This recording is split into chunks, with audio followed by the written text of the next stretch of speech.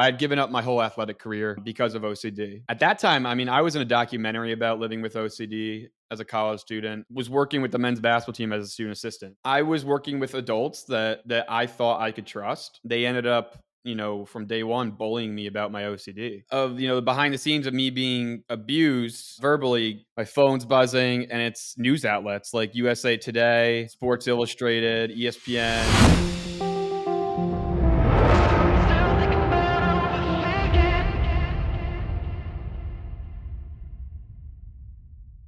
Welcome to Please Excuse My OCD. My name is Tyler, and I'm here with my friend Tom Smalley, who has an incredible story. I heard him speak at the IOCDF conference, and I'm super excited to have him here. He has the Struggle into Strength company that he started, which helps athletes and high performers achieve the things that they need to achieve with the greatest mental capacity they can at the highest peak performance that they can. And he has ADHD and OCD. And I'm just really curious to hear his story a little bit more in depth and to have him share as much as he can about his journey. So, Tom, thanks so much for being here, man. Dude, this is awesome. I'm pumped to be here. I was super excited that you reached out. And obviously I appreciate you coming to that session. Of Because course. I was on a Sunday morning too. I had a flight like that was the You had first to leave. time. I shit you not. That was the first time in probably I've been speaking at the IOCDF conference for 9 years now, and that was my 10th conference attending. And that might have been this only the second year that I've ever spoke on a Sunday morning. So when I booked my flight, I really love to stay till Monday morning just so I can decompress after like the conference because I'm just once I'm boots on the ground, like Yep. it's go time and I'm just all over the place, doing stuff for the IOCDF and then just a lot of meet and greet people, connecting with Yep. people. And so I try to stay till Monday, but this year I couldn't because I had something on that Monday morning that I had to be at.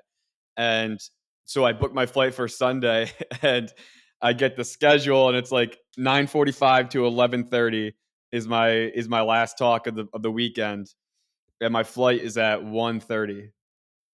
Yeah, I was literally was like, wow, he's literally by the skin of his balls. He's fucking just literally, bro. ripping.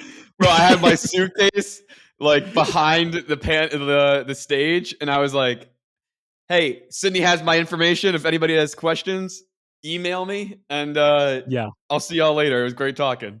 Yeah, that was really impressive. I was just, like, blown away because you did the speech, you left, and I was like, "That's how you do it." So I followed you right away, and, really, I mean, just connected to your story, I mean, with ADHD, OCD, the fact that you've been doing this for, like you said, 10 years, 10 conferences, Dude, so um, crazy. That was that's so wild. such a kind of like a full circle moment this year. It's so funny because every conference that I speak at, especially like the every IOCDF conference I speak at, I'm like, they're so tremendous in so many different specific ways each year. And each year I I go in with the expectation that it won't be better than the last one. And Yeah. somehow it just blows me away in different capacities and in the way the community shows up for each other and the people I meet. Um, it's just never not special. Yeah. Well, I can't really I can't come at it from a perspective that's, seen multiple because this was my first. So to hear you say that excites me because in Right. my head I'm like this like that was one of the coolest experiences of my life and I've never felt that really that understood. So to hear you talk like that excites me about next year. And it sounds like you found your community. It sounds like you found like your place in what you're doing. And to hear you speak confidently, to be talking about your story, because I know how hard it is to grow up with ADHD, diagnosed or not. I know how hard it is to have these things that you're trying to like figure out how to balance it. To see you, you know, be on that stage and connecting and sharing your story. What like how did you get to that point? Especially like you said 10 years ago you started. Like walk me through, the beginning of your story and really how you ended up there. Yeah, definitely. I mean, it's crazy because I wasn't, I said this in the panel. I wasn't diagnosed with ADHD until college. Mm. like, later in college too, which is, like so b I think really, like, people need to and the education system, needs help with that too, is diagnosing and, um, I think OCD masks a lot of those symptoms and can be, um, a lot of the symptoms can be put on OCD instead of calling it ADHD, and then, you lose the separation of the 2. Yep. Um, but yeah, so I started, I was diagnosed with OCD when I was 16 years old. Yeah, and I was a freshman in high school. I mean, I was just in a really really bad place. I had suffered from chronic depression as a kid, and which sounds crazy. You're like a kid. You were depressed as a kid, but I really did. And my mom Mhm. definitely knew something was, I had some anxiety and I had a 504 plan in school. So like, I was teachers were watching me and making sure that, I was was doing okay. But really I think what happened was, OCD can it's very prevalent to really come on later in the teenage years, and or middle teenage years. And so, you transition from high school. I had transferred to the other public high school across town for a Mhm. fresh start. So I was nervous, and I think that just triggered so many of the symptoms, and then it just really brought my OCD out. I think I always had it, but it just was like it took that to really push it. And it got so bad where I was walking around certain tiles in the house. It was got to the point where I was hiding it for a year, and then finally it got so bad that like my dad is helping me out of the car. My parents are pushing me out of the house. Everybody's you know trying to bend their whole schedules around getting me to where I need to be because I literally can't function. Right. Um, and then, I went to a few therapists, and, they say they treat OCD, and then it's it's talk therapy, and I'm leaving there still counting my steps and not knowing how to combat those thoughts and not give into the compulsions. Mhm. And it got so bad to the point where, I it's so tough to say now looking back, now it's been close to 11 years, which is like Wow. baffling to me to think about, that I've been advocating for 9 or 10 years now. But um you got so bad to the point where I didn't see a life worth living. Mm. And I remember looking my mom in the eyes and saying like I don't want to live anymore. Um and I mean like, as a 15, 16-year old, you don't really think about what that means to a parent, right? And I think, hindsight now, being 26, it's like, man, like that must have been the toughest thing in the world to hear. Of And I course. think she just went into mom mode, and my dad was, went into dad mode. And I was very fortunate that I had a support system, right? Like they didn't know OCD, but they knew I needed desperate help immediately. Otherwise, it was going to be an emergency. Not everybody has that. Comes from a, a dual parent household, Mhm. and has a really supportive brother. My brother put a lot of his accolades and achievements off to the side and focused on making sure that I was okay and that I was taken care of. He didn't receive as much attention by my parents for a good portion of end of high school through his college years because they couldn't, they were so Yeah. worried about me and my suicidal ideation and relapse. Mhm. So my mom begged, a therapist to take me on that was highly recommended, and Amy had no spots for clients. She was totally booked out. And my mom and this is what my mom had told me is she left a voicemail crying, like pretty much begging Amy to take me on as a client or just see me and then refer me to somebody else. And Amy Wow. did. And instead of referring me, Amy kept me on as a client. Um, Wow. and Amy has been my therapist for 10 years now, which is That is like the incredible. wildest thing in the world. I call her Aunt Amy. I always give her a shout on every podcast I talk about my OCD on. Um, Wow. I mean, it's crazy, when you find that clinician that really just shows you what your life could be like without debilitating mental illness. Yes. And then so, fast forward through therapy, and I mean, it's hard to say fast forward through therapy because it was so anxiety provoking, and people don't realize what ERP is. It's super um, exhausting, Mhm. and it's scary, right? Yeah. And so, I went to the first IOCDF, my first IOCDF national conference in LA in 2015, and I went with my dad, which was so fun. I hadn't really traveled that much up until that point, Yep. because of my OCD, and just, I had been kind of locked in, right? And just Sure. kind of in a bubble. So I got to see LA, and it was really cool. And then, literally on the last day, um, Chris Tronson, who I was mentioning before off camera, he was starting the young adult track. The young adult Mhm. track you see today. He's the one that created that. Um, and it was a panel, and he asked for the audience to give some testimonials. And I don't know why I felt compelled to go up there. It's probably because I had talked at an OCD Awareness a Week event like Yep. 6 months prior, to like just sort of like families, and like probably 25, 30 people, nothing crazy, but it was just Mhm. kind of like a support group talk. And I felt like, like I could do that. Like I felt recovery in sharing my story, right? Yeah. Um and I got up to that mic in front of probably like 100 people, and just started telling about, what I was feeling, and my troubles with OCD. And then Chris, I leave, and Chris follows me down the hallway, and he's like, "Hey, do you want to talk in the next conference?" And I was like, "Okay." 16-year-old me. Yeah. And then just like that, man, I've spoken at every conference since then. Wow.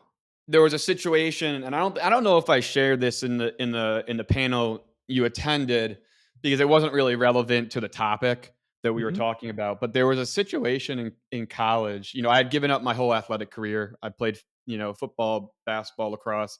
I'd given all that up, because of OCD. And Yeah. I went into college. I got into one school, and um, I was working with the men's basketball team as a student assistant. And at that time, I mean, I was in a documentary about living with OCD as a college student. I was very, very front facing advocate. Mhm. Not quite as much as now, but like, because I didn't have the platform that I had now. But Sure. it was definitely, you Google my name, it's Yep. going to be linked to the IOCDF, and there's going to be podcasts and articles I'd written, Mhm. and been on. So I was working with adults that, 40, 50 years old, that I thought I could trust. And they ended up, from day one, bullying me about my OCD. And, Wow. um, you know, would say things like, "You're going to be the next school shooter." Oh my Um, gosh. like, take your crazy pills, would just embarrass me in front of the team. And so, Wow. you know, with that, the first year of it, I brushed it off because I was like, "Ah, it's Division 1 basketball, like, it is what it is." I gotta have a tough skin. And then it got worse, and then it got worse, and then I was like, "No," like, I remember vividly, I was at the national conference, and I was at a Mhm. table with Chris Johnson and a few of our other, lead advocate friends. And I was like, tell they were like, "So how's, work with the basketball team?" And, because the team I was working with was a very high profile mid-major team. And I was like, Mhm. "Well, it's the guys are really cool, and the team's really cool, but the coaches that I work with, like, say some stuff that bothers me." And I shared these things that they said, and they all looked at me like they had seen a ghost. And that's when I kind of realized, like, oh wow, like what they're saying is not okay. Fast forward of behind the scenes of me being abused, verbally, gets out to the media. And I'm in my 6 to 9 p.m. class, and my phone's buzzing, and it's news outlets like USA Today, Oh my Sports god. Illustrated, ESPN, Albany Times Union, like all these news outlets, CBS. Um, Wow. and so, I look at the headline and it's head coach under investigation for verbal abuse towards student manager Oh my with gosh. OCD. So, listen, Wow. my name wasn't in it, but Right. do the math. There's two student assistants. One I live with to this day. He's one of my best friends from college, and one of us has OCD and is a public advocate. So it's like, Jeez. uh, how hard is it to identify that? So Yeah. people found out it was me. Um, Wow. yeah, That yeah. must have been So hard to even deal with, especially, like, as somebody who's in treatment trying to, you right, know, get to a place where they're not feeling, trapped 24/7, and also, right. advocating. That must have been, like, really hard. Yeah, definitely. So, I mean, it was like, at that point, you have a choice. I always say, it's like, you can be what that coach labeled you as. Mhm, Because what I've found is when I advocate for OCD, if I do it in a way that's abrasive and emotional, people are way less likely to listen and take you seriously. Whether mhm. that's right or wrong, it's about how you deliver the message. And when you can lead with education and awareness and fact, it goes a lot better. And so, with the IOCDF's help, that's what I did. And I got my platform just expanded. You're in a national spotlight at 20 years old, and it's not something I expected, but it expanded. And then that's when I got, amongst that time of me um, being bullied, I relapsed. Obviously, Of it was course. tough. I had gone into college thinking I was going to reinvent myself, and then you take three steps back. But I will say that situation, I still wouldn't change. I Mhm. still wouldn't. Um, you know, I would still go through that today, which sounds Yep. absolutely crazy to people, but like that suffering taught me so much about myself and so much about who I want to be and what I bring to the table and what I can Mhm. do for others. And it gave me my North Star of serving others. Right. So like within suffering, you find so much purpose. Yes. And so, you know, when I was being, when I was working with the team and that situation was going on, I was bonding with the head performance coach at the school, and he would take me under his wing and I would train with him and learn from him. And that's kind of how I got into the position my career path, and so Wow. I went into performance and ended up, I was a psychology major and um, you know, ended up taking like 7 classes one semester in my senior year to get to grad school, and which I was not a student until probably junior, senior year of college. And, obviously we'll talk about that after is, part of Sure. that was the ADHD. But, I needed someone to tell me like that I am capable, and Mhm. that's what Ian did. And so, um, started interning with him, and then it just took off from there. And then went left the area that I was in, and after I graduated undergrad, and went to Massachusetts and did my master's in sports science, and now I worked in the college setting with performance, with strength and conditioning, and then um, have transitioned to mental performance now, and have kind of taken on um, kind of found my niche. I Mhm. always my mom's gonna watch this and be like, and text me and be like, "It's niche."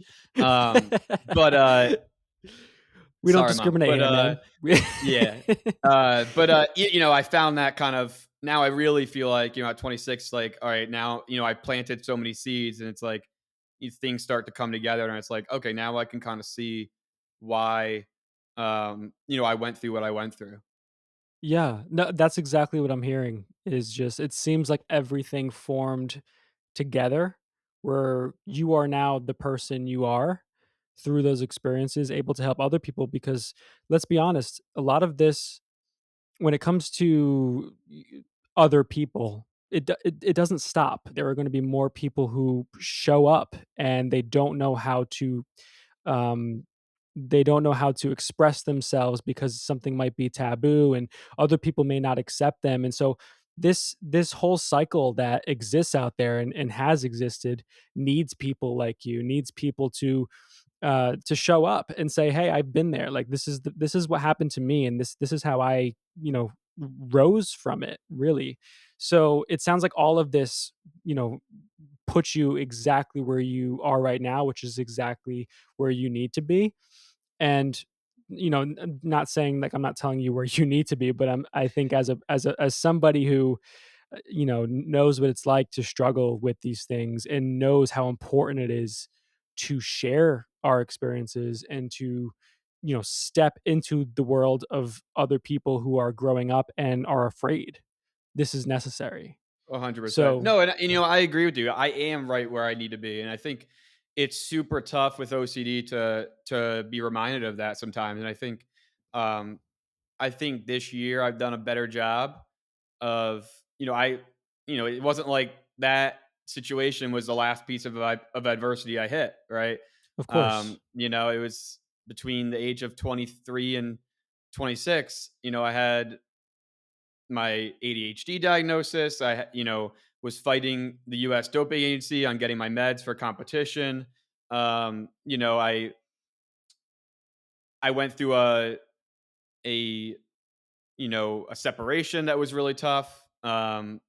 And you lose a best friend. Of course. You find stuff out about yourself. I was in a bad car accident in February, and since February, um, I don't think I've seen ever any. I don't think I've seen any clearer than I do now of why I am where I am. Mhm. Um, and sometimes it takes these, life sends you these alarms of like, hey, this isn't meant for you. And sometimes Yeah. it's going to force your hand. The world's going to force your hand of like, hey, this is where you're supposed to be. And the world puts you where you're supposed to be. I firmly believe that. Um, but it's Yes. super tough to, you know, I still every day am just trying to remind myself to be where my feet are. Yes. That is so valid. That and I'm relating to you as you're speaking because in my own life I'm going through some things right now personally, and you hit the nail on the head almost like, when you're forced to show your hand, and Mhm. you're forced to move in a way that you can't go back. You can't Mhm. avoid like what's in front of you, where the universe or the world, whatever you want to call it, is saying, "Hey, this is where you are, this is where you need to be, and this is where we're going." And it's scary, especially like you said, somebody with OCD.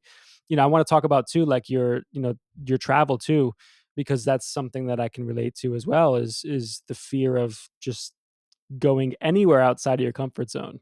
And 100%. that can relate to geographically, that can relate to just in general with your life. And for yourself, how have you found a way to kind of separate yourself from your comfort zone, if that's something that would say is accurate for yourself? Like, how have you found that place with everything you're doing? Yeah, man. I mean, it's an ongoing thing, right? I mean, Mhm. um I love my routine.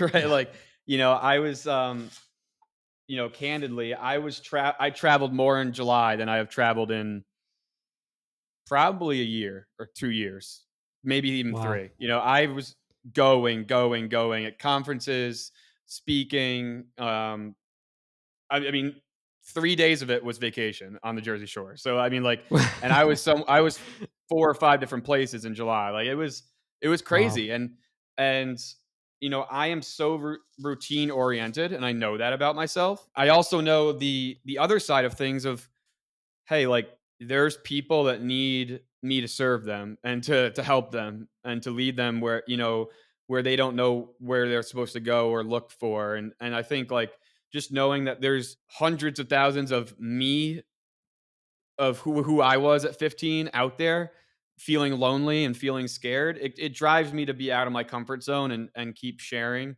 and pushing myself to not let limits define me and not set limits on myself. Yeah. You know, I think it's just an ongoing battle of like understanding that that's where growth happens. I mean, there's things that, are constants for me when I travel. I think another thing is like, my friend always says it is um failing to prepare is preparing to fail. And you can get out of your routine to travel and go out of your comfort zone, but you can also bring things with you and have a routine within travel and set yourself up for success, or to eliminate certain things. So for me, like being a competitive weightlifter, I make sure I find, when I was at the conference, I was training at 6 a.m. All 3 days Wow. at this weightlifting club in Orlando that was about 20 minutes from the hotel. Wow. I just reached out to them. I was like, hey, I'm a competitive weightlifter. I need a club to train at. And weightlifting community is super close, and just like, I see these people at national competitions, and they're just great. And so, you make a lot of connections that way. Mhm. But that's like a non-negotiable for me. And Yeah, so it's like, just making sure things that, I know are going to alleviate some anxiety, not compulsions, but things that sure. I know are constants in my life that I value, and Mhm. just bring them with me, and then kind of let the rest go, um, I because love it's not that. permanent. And then going out of the country, that's the different Yeah. story. Yeah. Well, for anybody going out of the country, it could be exciting, it could be nerve-wracking, but I mean, somebody like yourself or myself who value routine, who value understanding themselves and where they are in their place, that is challenging. So I Yeah, definitely, don't blame you. I love though what you said about almost bringing a little bit of your comfort zone, your routine, a little bit of that with you so that you're right, not just completely naked. right, Um, and you don't lose track of what you're doing. So, right. Yeah, um, I just I commend you for getting involved as well at such a young age while understanding that you are in therapy for this, that you are yeah, healing. It's going to be an ongoing process. yeah. Like I just No, I turned 30 appreciate in that. March. Yeah, man, like I and I'm just now learning about what the IOCDF does. I'm learning about these different things with people, and I've tried ERP on my own and was just I never recommend that with for anybody. And I'm just it's basically just torture. But Yeah. I am just now, getting involved in professional I'm ERP. glad I'm So glad you found that, man. I'm super glad you found that. I'm super thankful you found that. I mean, thank you. that's the mission at the IOCDF is, our core mission is to get people diagnosed earlier, get people affordable and accessible treatment, and to provide that hope, right? Like, Yeah. I've seen a lot, and, I was guilty of it early on in my, diagnosis, where I was really at rock bottom of saying like, well, this is how life is going to be. Like, it's just going to be a daily struggle every day. And that's not the messaging we want to give off. I want to, when I speak, I want people to know like, hey, there's a whole world out there that's worth living, and you don't have to just survive. Like Yes.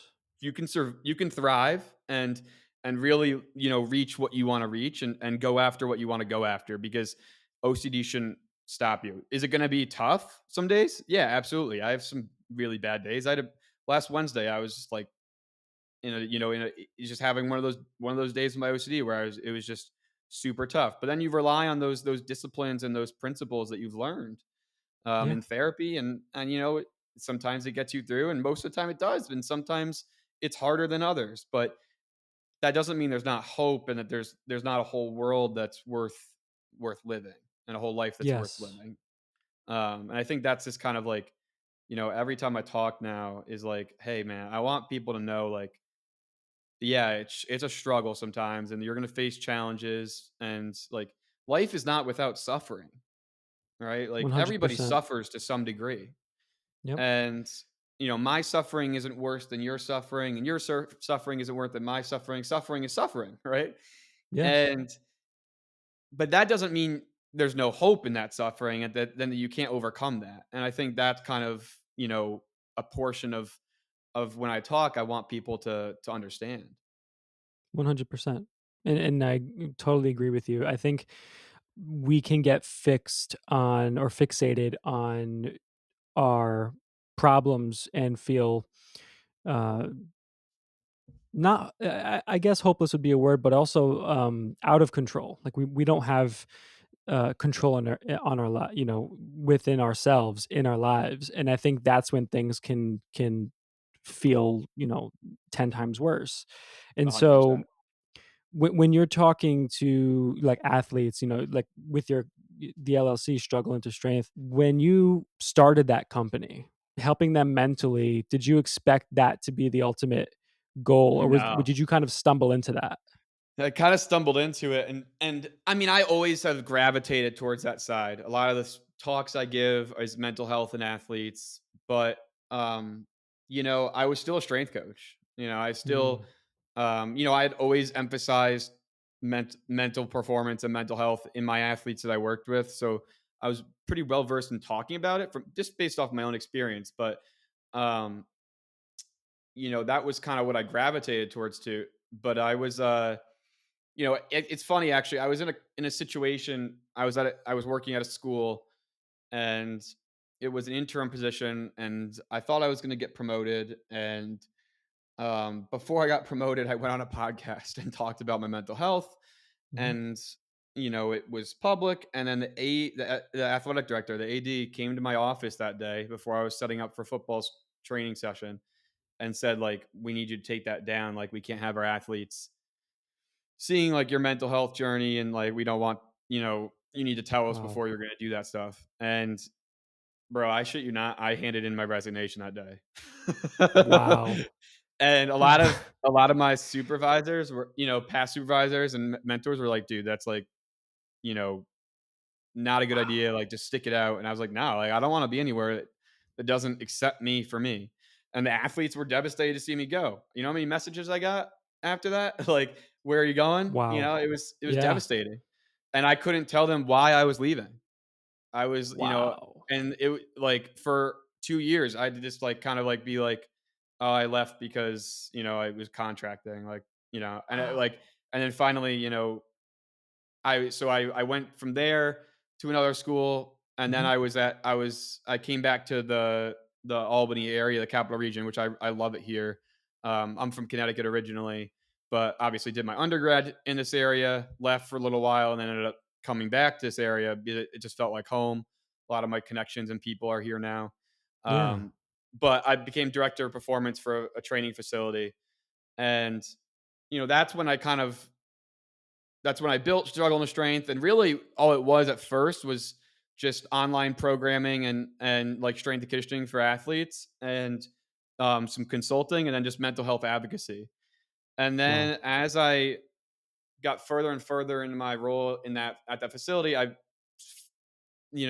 could see myself that I was time to go on my own, and I ended up going back to school and for more sports psych education, for real mental performance education. And so, because, I'm big on, lived experience is great, Mhm. but you can't give people expert advice just off of lived experience. And Mhm. I have a really deep appreciation for doing things the right way, and putting in the time and education and experience. So I went through a really, really, um, thorough 500-hour mentorship. Wow. And, so it's, through the Applied Association of Applied Sports Psych. And so that's when I realized, like, oh, like, this is what my LLC is about, like mental fitness and mental performance. Like, this is the side that I love. And that really has happened the past year. Is really when I Wow. realized, like, this is what it is. And like, I think this is my niche. Yes. Mom's gonna be happy about that. Yeah. That's, I think that's incredible, man. I mean, I'm inspired just listening to your story and you talking about it seems like a lot of it you stumbled into. Like, you talk about, your athletic career, right? And putting that aside and having to really dig your toes deep into your own healing, and it just I get goosebumps thinking about it because, like, I believe in energy. I believe in just things working the way they do. 100%. And to hear your story, it's just incredible. And I saw on your website too that you struggle into strength, that's a saying that you and your mom have Yeah, yeah. always had. Honestly, my mom should get 30% of everything I make, honestly, because between, the therapy that my parents paid for and then, Yeah. her actually kind of creating that mantra, it's just something she just always said to me, "You're gonna turn your struggle into strength. The struggle is gonna be strength." And she Oh, reminded me of that, and my parents sacrificed so much, man. I mean, like, she sacrificed friendships, she sacrificed work, her career, she sacrificed, so much. My dad worked way more hours than he needed wow. to be able to afford stuff. So I think, like, you know, you don't notice those things when you're in the throat of it Of course. and of the OCD and you're a teenager. But now I'll always be indebted to them. I'll always feel like I'm indebted for them. Everybody's like it's their job, but like, bro, like I know so many parents that wouldn't do that shit for their kid. Yeah. There's a Um, huge lesson there yeah, for parents because I think a lot of parents may hear something like this and they may be in a place where they're scared and they don't understand. I mean, and my parents, I'm listening to you speak and I'm thinking about my parents because they probably were cut from the same cloth and they didn't know what OCD was. They didn't know about, how ADHD worked, and they still, did their best to make sure that we could, get diagnosed to make sure we could understand what's going on and to the best of their ability. And when you have a support system like that, it makes a world of difference. And for somebody who's listening to this who may not have a support system, what would you say to them in terms of like if they're in the thick of it, like what would you say to them to help change their perspective or change the direction that they're going? yeah. Oh my god, a few things, but I mean, I think if one thing I would say is that it's about quality, not quantity, right? Like, look around you. One thing I thought about, the other day was like everybody checks in on you after something happens, right? But who Yep, checks in on you a month after? Who checks in on you 2 months after? 3 months after? Like those are the people you want around you. I love And, that. just like just keep an eye on those people and be more aware of that, and find those people and stay and keep them close. And then the other thing, that really shifted my 2 things actually that shifted my perspectives. Callie Warner, a good friend of mine, IOCDF advocate, she, it was actually last conference. She said, "You don't have to be fully healed to help others heal." And when I was given the Hero Award in 2019 by the IOCDF, I felt like I needed to be the poster boy for recovery and, hope. And I felt like, who am I to help other people in their recovery when I'm not even recovered? And the reality is, like, you don't need to be fully recovered to help others recover and help others heal, right? Like, we're all healing. Come as you are, right? That's Yes. something, my church always says, right? Like, Mhm. come as you are. Like, who are you right now? That's okay. Like, Wow. you're enough. And so, that really shifted my perspective and made me feel better about, the pressure of like people that listen to my story don't want to hear me be perfect. They want to hear that I still have bad days and that I'm authentically me. And that's what Of I course. realized after Callie said that. And the third thing that I would say is I think in February this year, I really the car accident, like I said earlier, like, like sometimes life just if you push away the alarms, it just sends you one big alarm that you can't push away. And after that accident, I really realized that life happens for you, not to you. And the Yes. more you can see that and be in that mindset, the less cynical I am. The less walls I put up, and I realize that, and the more accepting of situations I am. And I think that mindset shift, while it's not every day that I feel like that, right? Of It's course. just a good reminder. Life is happening for you. Right. Yeah, I mean, that's beautifully put, and your authenticity is something that it's no surprise that you've been involved for this long and that you're able to have this effect on people in that way because I really don't think that anything that's inauthentic gets that far anyway. So like I mean that's beautifully put, and I think you're right when it comes to life sending you alarms. It's eventually you have to wake up and turn that thing off yourself, you know what I mean? 100%. So, Absolutely. when you talked about the car accident, you said this was in this February Yeah, 2024. 2024. I've had a pretty crazy 2024, honestly. That's wild. So, did you end up in the hospital? Like, what happened? Yeah, yeah. Without going into too much detail, Sure. I hit a patch of black ice and had to turn into the wall to avoid hitting a car that was Oof. stalled in the road. And went 45, 50 miles per hour into a cement wall. Oh my Went gosh. to the hospital, and that really um just woke me up and just kind of realized that like I was about to move somewhere that where I that wasn't meant for me. Mhm, And I was a part of a weightlifting team here that mhm. I love and a community that I love. My weightlifting career was going really well. My business was growing in this area. And I really think the world was like, hey, you need to be in the capital region of Albany. Like this place is like family and home, and you need to stay here. Like whether it be forever or just for right now, you like this is where you're supposed to be. And I think that really Yeah. just woke me up.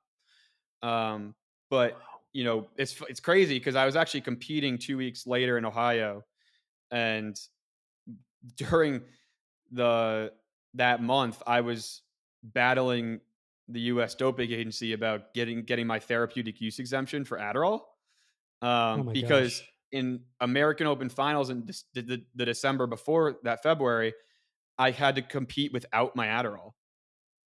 And Wow. it made a That must have been huge hard. difference, because it's technically a banned substance.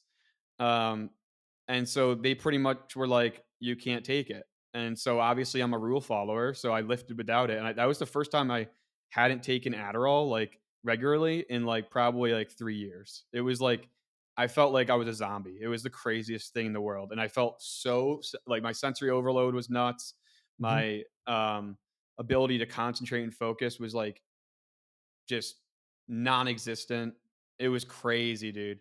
Um, and so I had to like go through a lengthy process between December and February of like being kind of like I've done before, advocating for change in that process because the US doping agency, while they do a lot of good things to keep the sport clean, when someone applies for a therapeutic use exemption, a TUE, Mhm. there's a human being attached to that application, and that human being needs their medication to function, Yep. and so I was trying to get a hold of anybody that I could, and luckily someone connected me with somebody else, and if they hadn't, I don't know if I would have got that TUE. But so that's something I really advocate for now is like we need to make sure we humanize that process of applying for a therapeutic use exemption, and just understanding that like, okay, so you're telling me I can't have my medication because that'll put me at an advantage. But you're but you're telling me if I to not take it, so now I'm gonna be at a disadvantage? Like, Right, right. what kind of fucking sense does that make? That's exactly what I was Um, thinking. I was like, "You're not, like, at baseline." Like, if everyone right, else is at baseline, you're not at baseline. right, and so, that's when, like, ADHD I mean, really, I started I got diagnosed, when I was in college, and I took Focalin at Mhm. first, and that, like, ramped up my OCD symptoms big time. A lot of it was like trying to find that balance of, what medication is going to go well with my Prozac, Mhm. that's not going to exasperate my OCD symptoms and make my anxiety worse.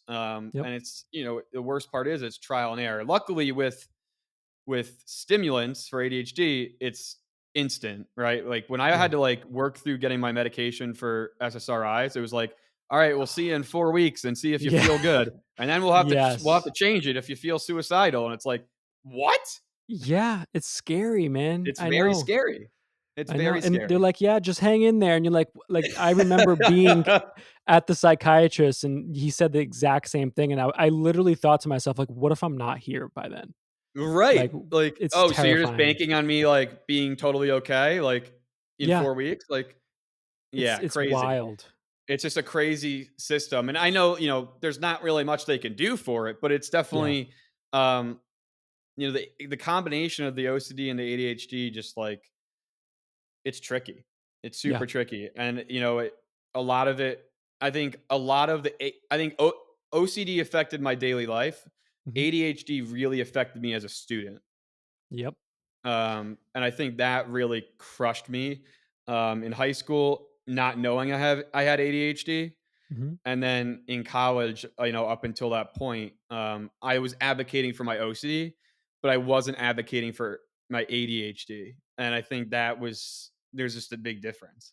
yes, of course, and when with, being in high school, the education system we know, um is a whole different animal when it comes to helping people like us, in that regard. But now that you are, you're out of college, you're in the world doing really incredible things, um, and advocating about these things. I really do feel that there's a shift in the way kids are viewing themselves in high school right now, in middle school. Because they're seeing that, especially with the internet, they're seeing that most of these like business owners, most of these people who have been through the system and the system did not work for them, they had to create their own way Mhm. around the system. And Totally. I know that for myself. I know that for my brother who has extreme ADHD. We had to create our own systems because the system didn't listen to us. Mhm. And I think that's the work about talking about ADHD, and the fact that you even said too, like, you didn't really feel like a student until, like, junior, senior year of college, right? Yeah. Like, Yeah. having that realization for you and while advocating, like, can you tell me a little bit about that, about becoming, like, a student and really finding that extra thing that you needed? Yeah, definitely. Do you feel like your parents sorry, but before I answer, Sure. do you feel like your parents advocated for your own system 100%. to try to, Yeah. you know, find yourself in school? In the beginning, my parents didn't understand ADHD. They were still trying to figure out what the hell was wrong with my OCD part. Yep. But once I got to senior year of high school, and that was the transition to college, that was before things got really bad for me. Mhm. But my parents always encouraged me to, because I was big into the music, and they were like, lean into the music. Like, um, they still pushed for college because I think at that time it was like, you got to get good SATs and you got to go to Yep. college to get a good, right. They still pushed for that. And now we have nobody in trade. So, but I was very fortunate that like my parents also pushed for like self love, self fulfillment. Like they also That's pushed that amazing. side. So I was Yeah. lucky to have that. I know a lot of parents in our generation, like they were like just so college focused that they were just like this, this, this, 100%. this. You know what I I was gonna mean? say, I mean, so I was born and raised in Fairfield County, and, Hmm. um, my parents switched their tune for sure, Yeah. about, uh, needing to go to college and but the expectation in Fairfield County was graduate top 10% of your class and go to a 4-year university and then go on to be somebody in finance in the city or Yep. go be a lawyer or a doctor. And that was kind of that. Yep. Go work in management, go work in something along those lines, right? Hmm. Um, and I was just not cut from that mold and was just so radically different than Yeah. and I think it almost gave my parents a little I mean, they were like, "Oh gosh." But then, like, because they don't think at first Yeah. that I, knew where I was headed, and for a while I didn't, but, I think they appreciated my creativity and my ambition to do something a little bit more meaningful and different. Um, Yes. and I think that definitely helped push me in believing I could do something like that. That can make the world of difference, man, and I don't necessarily blame, our parents because, like, that time, that's what it was. It was like you need because Right, they saw their parents being like, "You gotta go to school," because my grandparents, like, didn't go to school. Like, my mom's parents came from the old country in Portugal and, like, left school in 4th grade to help work the farm. My dad's right, parents, like, didn't go to my dad's father left in high school. So it's like they were, like, very adamant about school to my parents, and then my parents were like, "Hey, school," and then we get out of school and we're like, "What the fuck? Nothing works."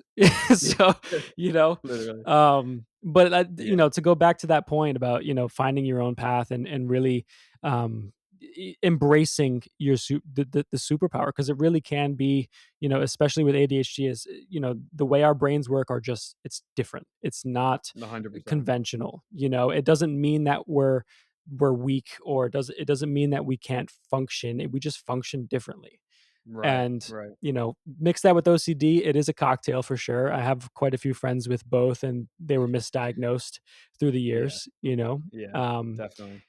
so But I mean, going back to that question you had asked about becoming a yeah. student, I mean, I think, um, you know, I'll be honest, I'll give a tremendous amount of credit to my ex-girlfriend, Mhm, who I hope is doing well to this day. You know, she was a phenomenal student and really pushed me to believing that I could be that level of a student, to mhm. believe that I could go to grad school and do those types of things. When a lot of clinicians told me I wouldn't make it past high school or undergrad, right? Um, so I think meeting her my junior year definitely turned the tides on me as a student. But I also was coming into my own more and enjoying what I was learning more, and I think that obviously helps as well. But Absolutely. then the other side was it was tough because I came from a public school and I had an IEP and like a 504 plan, Mhm. but I went to a private college and when I got there, they can decide what accommodations they give you from your high school plans and what they don't because they're not a state school. They're not like mandated by law. So I Gotcha. was like fighting for my life to get certain accommodations that I just could never got. So it was like, at what point do you advocate and then like pull back the reins and be like, all right, how this is the situation. Like I'm dealt kind of a shitty card, but like it's how we play the hand. And so just kind of Mhm. studying about how to study, right? Like Yeah. work, like reading about how, what skills and guidelines to use of how to be a student. Um, Using the resources at the college, like the writing center and tutoring. Whether I felt like embarrassed, to be going to tutoring 4 times a week or going to, the office of accessibility Mhm. or disability and accessibility. Like, people saw me doing that stuff, but at that time, I think I was so in high school, it was a little bit more. I was a little more self conscious about it because I'd get like taken out of the classroom during a test or whatnot and have to Mhm. explain it. At 21, 22, I was like, dude, I need every resource that I need, and that's just how it is. And Yep. because I want to be on a level playing field. Yep. And that just goes back to like self love and self worth. For a while, I thought I didn't deserve those resources, and I thought it was unfair that I was getting those, and that was probably an OCD thought, right? Like a Sure. lot of that Yeah. is like that moral scrupulosity that I have of Yep. like, something good happens, I think the world's going to punish me in return. Yep. Thinking that my suffering isn't bad and I need to get over it. Like, like stuff like that and not feeling Yep. those emotions. And I think for a while I struggled with the fact that I felt like why do I deserve these resources and other people don't? And that like I should just kind of get over it. And then I realized like no, this is how my brain works. Yeah. That radical acceptance Mhm. and of yourself, or at least this version of yourself, and that's hard. That's hard to do. Like, I had that thought this morning where I was like, I saw somebody on my drive this morning, and you know, he was struggling, and I was thinking to myself, like, what the fuck do I have to be upset about. And I was like, "No, like, you're don't gaslight yourself, dude." Right. Like that acceptance, that, like, that unconditional love towards yourself is something that we also have to relearn. Like, that's hard to 100%. do, in a world like today, but it's not impossible.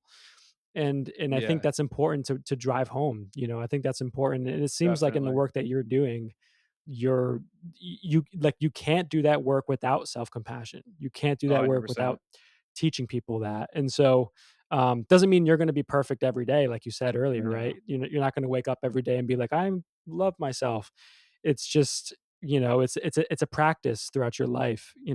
with I mean, I think it's OCD. also like self-love doesn't mean like you said, like waking up and being like, "Oh, I'm great. I'm awesome." Yeah. Affirmations, like great. It's accepting your flaws too Yep. and actively working on them, right? And being aware. Mhm. It's self-awareness. Like self-awareness is I think that's been like kind of my MO of 2024 is being self-aware of like this is what, you know, I like about myself and this is what, I'm actively working on and just being self-aware and accepting those flaws too. 100%. Could not have said that better. I think I like th I love the topic of self-development Yeah. because I think people think that like after 22 you just kind of like go on autopilot and I've seen 60-year-olds that develop in a year more than a 30-year-old, right? Like it's really about what you're actively doing to and your want to in the pursuit of something. Yeah, 100%. It's self-betterment, and I think a lot Yeah. of that, like, that comes from, like you said earlier, the alarms too, that just keep ringing. I don't know if you've ever read The Power of Now. You probably definitely Yes. heard of it, right? I read it a Yep. few times, and, it actually onset my existential OCD at the age of 26, but Great that book was one though. of the great book, yeah, highly recommend. Great exposure. But I truly, but like I love the book, and I'm so thankful for that crisis because I think so differently now than I did before that, and in a good way, in a more expanded way, a more loving way. And, but the point is, reading that throughout different stages of my life, I got it's like I was reading 3 different books. I was in totally different places reading that book multiple Yep. times, and the same can happen in your life as a 30-year-old, as a 60-year-old. The way you think radically changes your environment, radically changes the way you approach life, and Definitely. And your that's going to environment can change. change the way you think too. 100%. Absolutely. But it's so important to keep that in mind, in the fact that, like, you're never truly stuck. No. Truly, like, you do have the power to change things. It may take time, it may be really fucking hard, but you do have the power to change your life. And I think that's something that we need to continue to teach people, including Yeah, ourselves. I definitely. sometimes feel stuck, and I have to do extra to get myself to a place that makes a move. Yeah. Yeah, no, totally. So I always reference this there's this speech, I think it was is Emmy for TV?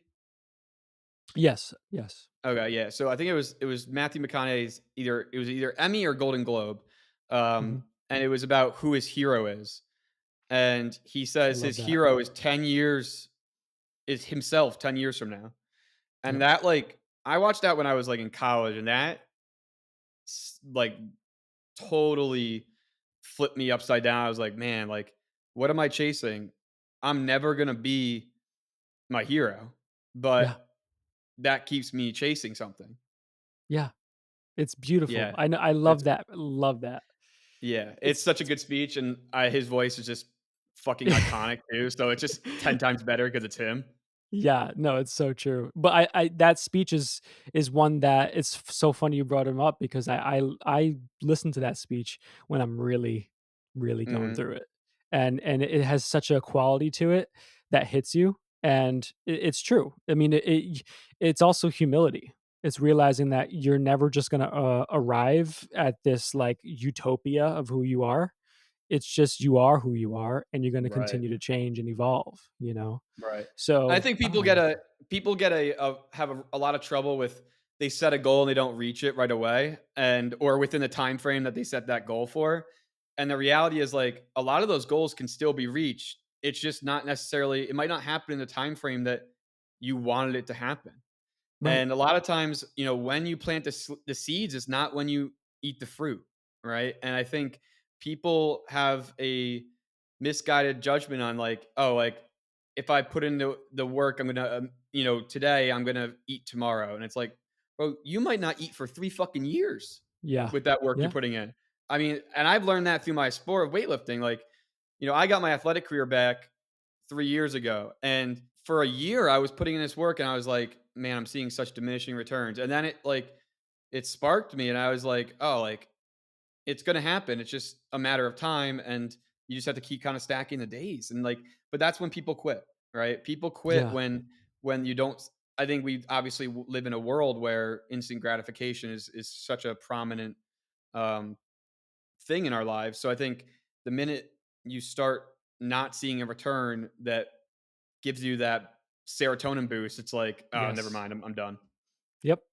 You're right, and a lot of people struggle with that, including myself. I've been in those shoes, many Mhm. times as a musician. Absolutely. And with your competitive, weightlifting too. Um, you said that you put your athletic career to the side for a while, and then you got it back, and then you started competing. Um, did you before getting back into it? Was there any amount of fear in there that you have been out for a while, or did any of that, play around? I had been training and I had been strong, so it was like physically, no. Mhm. I think I'm somebody that does well with their back against the wall. Well, I think that's, sometimes when I'm at my best, um, and I kind of like that environment. But Mhm. I think it just meant it was so meaningful to me that all that fear that I felt like to perform like just kind of went away because it was like, this is just so meaningful that I'm getting this opportunity. I hadn't competed in anything in 7 years, 8 years when my coach found me Wow. from a documentary I was in. And um, I didn't know jack shit about the sport. I didn't know I could take it this far, and then you get these opportunities and it's like, it's just surreal. Like, and Yeah, it is like has revived kind of this pursuit of mastery in me that I love so much. that's incredible, man. It's a success story in itself, through all the trials and tribulations that you've been through, and the way people have tried to, hit you in the shins and continue to Right. get back up, you know what I mean? So, Yeah, um, definitely. this is an incredible conversation, man. I really just Likewise. appreciate really thank you. I really appreciate you sharing your story, the advocacy work you're doing. Um, Absolutely. and Thank you for and having me. and of course, man. Well, I wanna ask, where can people find you, in all forms? Yeah, my website is struggleintostrength.com, and then my Instagram is at S number 2 S FOF. It actually stands for struggle and strength, faith over fear. If anybody's wondering. I love Um, that. yeah, yeah. People always wonder what it means, but um, I was it's one just of those people. kind of cryptic. But yeah, I actually recently I changed it to that, and it was kind of time for a little shift. I love it, man. Well, once again, thank you so much for sharing your story, and, I'm sure so many people can get so much out of this, and just keep sharing the word, man. Likewise, man.